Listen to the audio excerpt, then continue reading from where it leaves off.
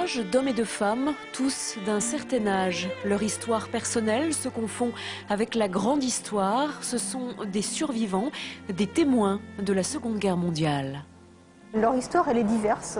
On a là d'anciens résistants déportés, des survivants de la Shoah, des enfants cachés.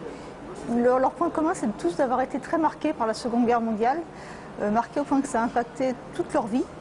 Mais pendant très longtemps, c'est des gens qui se sont tus et qui ont commencé à parler dans les années 80 autour du procès Barbie, qui ont commencé à prendre conscience que leur histoire avait du sens pour les citoyens, pour les jeunes générations. Parmi ces acteurs de l'histoire, héros malgré eux, Gilbert Martal, 74 ans. Sa vie a basculé en 1941 lorsqu'il avait 6 ans. En tant qu'enfant juif, j'ai été caché à la campagne, c'est ce qui m'a sauvé. Alors caché, ça ne veut pas dire, comme le disent les Allemands aujourd'hui, caché dans un placard comme Anne Frank, mais ça veut dire que j'étais sous un faux nom dans un village qui savait mais qui a gardé le secret. Gilbert n'a malheureusement jamais revu ses parents ni ses grands-parents. Tous ont été exterminés à Auschwitz.